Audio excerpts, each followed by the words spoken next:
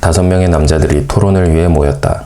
먼저 토론의 주제를 선정해야 했는데 정은호 게이트와 정관예우를 다루자는데 의견의 일치를 보았다. 이견은 없었다. 법조윤리와 관련한 최근 법조계 이슈 가운데 가장 이목을 끄는 것이 바로 정은호 게이트이기 때문이다. 정은호 게이트란 한마디로 네이처 리퍼블릭 정은호 대표와 관련된 법조 로비 의혹 사건이다. 관련된 인물이 여럿 등장하는데 그중 핵심 인물로는 검사 출신 홍만표 변호사와 판사 출신 최유정 변호사가 꼽히고 있다. 홍만표 변호사는 정은호 대표의 상습 도박 혐의에 대해 2차례 검찰의 무혐의 처분을 받아낸 바 있고, 최유정 변호사는 정은호 대표에게 보석 또는 집행유예로 풀려나게 해주겠다며 거액의 수임료를 약속받지만 목표 달성에 실패한 바 있다. 5 남자는 정은호 게이트는 정관예우 사건인가? 정관예우는 잘못된 것인가? 정관예우는 왜 일어나는가? 정관예우를 막을 수 있는 방법은 없는가? 라는 4가지 쟁점을 가지고 토론을 진행하였고, 이 보고서는 그 결과를 정리한 것이다. 토론자는 신변보호를 위해 A, B, C, D로 표기하였고, E는 진행을 맡아 토론자에서 제외하였다. 홍만표, 최유정 두 인물과 관련하여 과연 정은호 게이트가 정관예우 사건인가 하는 점에 대해 C가 의문을 제기했다. 특히 최유정에 대해서는 정관예우보다는 사기 내지 기망에 해당하는 개인적 일탈로 보는 것이 맞지 않느냐는 이야기였다. 대검찰청 기획조정부장 출신으로 대통령 관련 사건들도 여럿 맡은 바 있는 특수통 홍만표 변호사와 달리 최유정은 기껏해야 전주지방법원 군산지원 부장판사 출신 변호사인데 그 정도로 정관예우를 받을 만큼 영향력 있는 위치에 있었다고 볼 수 없다는 것이 그 근거였다. A도 이에 동의했다. 이와 유사하게 D 또한 최유정의 경우는 정관예우라고 보기 힘들다고 하면서 다만 최유정이 그동안 판사로서 또는 변호사로서 보여온 능력이나 아니면 판사 생활이나 변호사 생활을 통해 쌓아온 인맥 등 다른 요소들이 작용했을 가능성이 크지 않겠느냐는 의견을 제시하였다. 즉 일반인의 시각에서는 다소 과도한 수임료가 거론된 것은 맞으나 그것이 꼭 개인적 일탈이나 정관예우에 해당하는 것은 아닐 수도 있다는 것이었다. 그러나 B는 의견이 달랐다. 아무리 외관상 영향력 없는 위치에 있었다고 하더라도 실제로 거액의 수임료가 오가거나 약속된 바 있다면 이는 정관예우의 가능성 때문이라고 추정하는 것이 보다 합리적이라는 견해였다. 물론 단순한 개인적 일탈의 여지도 있고 실제 업무 역량이 뛰어나 그에 합당한 수임료를 받은 것으로 볼 수도 있지만 정관예우의 기대 내지 가능성 또한 일정 부분 영향을 미쳤을 게 분명하다는 이야기였다. 최유정의 경우에는 의견이 갈렸지만 홍만표에 대해서는 정관예우 관련 사건으로 볼 수 있다는데 이견이 없었다. 검찰 고위직에 오를 정도로 검찰 내의 영향력이 막강한 점, 대통령 관련 사건을 여럿 맡은 특수통으로 검찰 외부에 대한 영향력도 무시할 수 없는 점 등을 고려하면 정은호의 상습 도박 혐의에 대해 2차례나 검찰의 무혐의 처분을 이끌어낸 것을 정관예우가 아니라고 보기는 어렵다는 게 중론이었다. 정관예우는 잘못된 것이라고 보는 게 일반적이다. 정관예우가 문제가 되는 부분은 크게 2가지로 볼 수 있는데, 하나는 변호사가 정관이라는 이유만으로 의뢰인이 고액의 수임료를 지불하는 것이 마땅한가 하는 부분이며, 다른 하나는 변호사가 정관이라는 이유만으로 재판 결과를 유리하게 가져가도록 하는 것이 옳은가 하는 부분이다. 둘 다 문제가 있다거나 적어도 후자는 문제가 있다고 보는 것이 일반적인데 토론 결과는 조금 달랐다. 먼저 B는 정관 출신 변호사가 높은 액수의 보수를 받는 것이 반드시 잘못된 것만은 아니라고 본다는 입장을 밝혔다. 능력과 지위는 구분이 되어야 하고 지위에서 비롯된 영향력은 발휘되지 않도록 해야 하지만 법률 서비스라는 것은 한 사람의 인생을 좌우할 만큼 중요한 일이므로 그에 따른 보수 또한 그 정도가 일반인의 생각보다 훨씬 높을 수 있고 특히 일반적으로 전관 출신 변호사들의 능력은 상대적으로 높게 여겨지므로 그 능력에 맞는 대우는 불가피한 측면이 있다는 것이 요지였다. 그러자 A는 한 발 더 나아가 색다른 견해를 밝혔다. 유죄를 무죄로 만드는 정도로 재판 결과를 바꿔버리는 것은 문제가 있겠지만 특히 청렴결백하게 살아온 타의 모범이 되는 정관 출신 변호사의 경우에는 양형의 범위 안에서 재판부가 어느 정도 융통성을 발휘할 여지는 있지 않겠느냐는 의견이었다.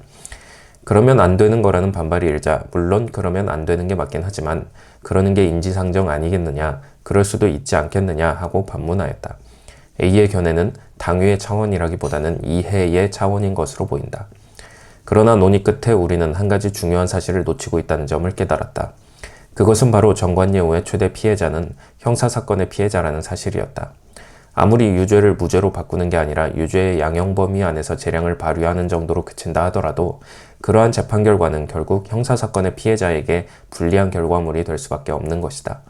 재판을 진행하는 것은 법관과 검사와 변호사이지만 형사재판이 결국 피의자가 피해자에게 가한 범죄 행위에 대한 재판이라는 점을 감안한다면 피해자를 배제하고 벌어지는 정관예우는 존재해서는 안 된다는 데에 대해 동의할 수밖에 없는 일이고, 또한 이는 사법 시스템의 신뢰성이라는 측면에서도 마찬가지이다.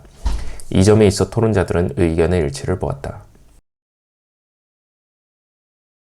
정관예우가 잘못된 것이라는 데 대해 동의한 토론자들은 대책에 대한 논의에 앞서 정관예우가 존재하는 이유에 대해 잠시 생각해 보기로 하였다.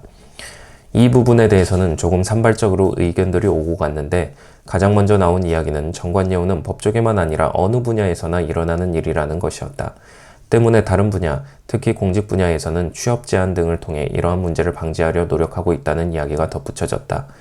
사실 법조계에서도 비슷한 노력들이 있긴 하지만 실제로 효력을 발휘하지는 못하고 있다. 즉, 이른바 정관예우 금지법이라는 이름으로 변호사법 개정을 하는 등의 노력이 있었지만 서울지방변호사회의 2014년 조사 결과에 따르면 3분의 2가량의 회원들이 실효성이 없다고 답변할 정도로 그 영향력이 미미한 것이다. 그리고 법조계가 워낙 좁다 보니 다 아는 사이라서 그런 일들이 사라지지 않는 것 아니냐는 이야기도 있었다. 한마디로 인지상정이라는 것이다. 그러자 인지상정이라고 말하면 다 해결되는 것이냐는 반발이 있었고, 이에 대해 인지상정이라 괜찮다는 게 아니라 인지상정이라 어쩔 수 없다는 것이라며, 그걸 완전히 없애고 싶으면 차라리 알파고한테 맡기는 수밖에 없을 것이라는 재반론이 이어지기도 하였다. 한편 동양인의 사고방식, 특히 정의라는 이름으로 펼쳐지는 한국인의 관계지향적인 사고방식도 문제의 원인일 수 있다는 의견도 제시되었다. 그 예로 추천서를 제출한다거나 하는 것은 서양의 제도이고 서양에서는 크게 문제가 되지 않는 부분인데, 관계지향적인 사고방식을 하는 한국 사회에서는 이것이 인맥을 활용하여 편의를 봐주는 객관적이지 못하고 공정하지 못한 제도로 전락하기 쉽다는 사실이 언급되었다. 추천서와 정관예우의 관련성은 논외사항이라 자세한 논의는 하지 않았으나 정관예우가 사라지지 않는 원인 가운데 하나로 관계를 중요하게 여기는 사회 분위기 또한 자리하고 있음은 분명해 보인다. 이유를 불문하고 정관예우가 존재하는 것은 사실이며 정관예우가 바람직한 일은 아니라는 것 또한 부정할 수 없다. 그렇다면 이제 남은 것은 정관예우를 없애거나 적어도 줄일 수 있는 방법은 없는가 하는 문제인데, 마지막으로 이에 대한 토론을 진행하였다. 네 번째 쟁점에 대한 토론은 변호사도 가번으로 해야 되나 하는 우스갯소리로 시작되었으나 나름 진지한 분위기로 진행되었다. B가 제안한 방법은 쉽게 말해 자정노력이었다.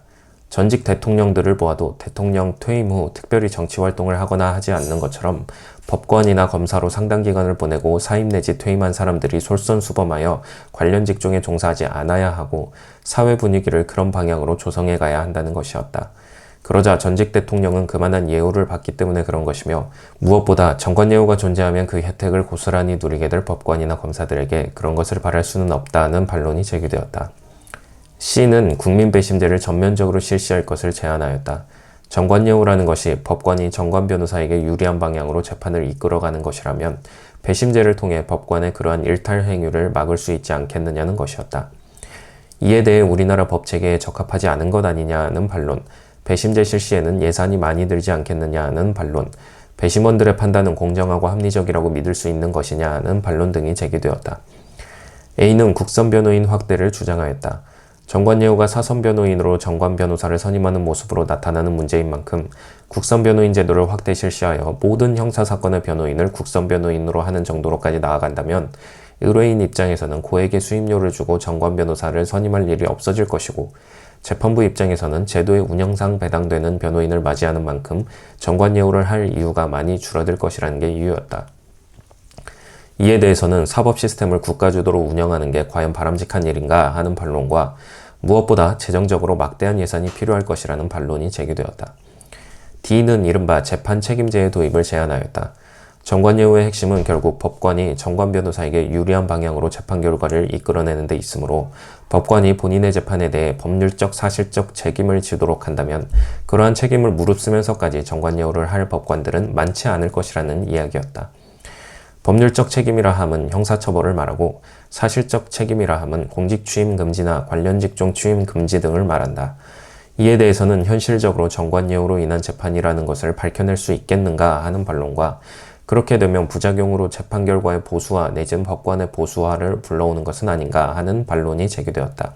그 밖에도 법조 이론화를 충실히 진행하다 보면 출신 성분의 다양화로 인해 정관예우의 고리가 약화가 될 것이라는 의견, 사건의 유형이나 기간 등을 고려하여 수임료의 상한선을 정하면 변호사들이 정관예우를 활용하여 돈을 벌 유인이 줄어들 것이라는 의견, 사회적 합의와 법률 개정을 통하여 취업 제한 등을 보다 강화하면 정관예우의 기회를 차단할 수 있을 것이라는 의견, 정관은 물론이고 인맥이 끼치는 영향력이 문제이므로 학벌이나 출신 지역 등이 검사, 변호사와 겹치는 판사는 재판부에서 배제하도록 하면 그 영향력을 줄일 수 있을 것이라는 의견 등이 제시되었고 그에 따른 논의가 조금씩 있었으나 지명관계상 자세한 논의는 생략하도록 하겠다. 요컨대 정은호 게이트를 통해 다시금 불거진 정관예우 문제는 국민이 가지는 공정한 재판을 받을 권리를 침해하는 위법한 행위로서 마땅히 근절되어야 하는 것인 바, 비록 재판을 담당하는 법조인 내지 법률가들이 이해 당사자여서 본인들의 욕심을 스스로 제어할 길이 없다는 점, 관계지향적인 사고방식을 지닌 한국인들 사이에서 관계를 무시한 중립적인 재판을 기대하기가 매우 어렵다는 점 등이 그 원인으로 작용하고 있어 이를 막는 일이 쉽지는 않아 보이나 국민 배심제, 국선 변호인 확대, 재판 책임제 등 여러 방법을 동원하여 최대한 줄여나가도록 해야 한다는 것이 토론의 내용이자 결론이라 할 수 있다. 제도를 운영하는 것은 결국 사람이다. 인간의 욕심을 견제할 수 있는 제도를 도입하여 불합리한 결과가 도출되지 않도록 통제하는 것도 중요하지만 제도를 운영하는 사람 자체가 노력하지 않으면 그 제도는 또다시 변질될 수밖에 없다는 것 또한 역사를 통해 증명된 사실이다. 사법개혁을 통하여 다양한 제도의 도입으로 정관예우를 견제하고 통제함으로써 이를 축소시켜 나가는 것도 중요한 일이지만 법률가들 스스로가 사회적 신뢰를 구축할 수 있도록 자정 노력을 기울이는 것이 무엇보다 중요하다. 법률가는 법을 다루는 사람들이다. 국민들이 법과 법률가에게 기대하는 것은 공정함임을 잊지 말아야 할 것이다.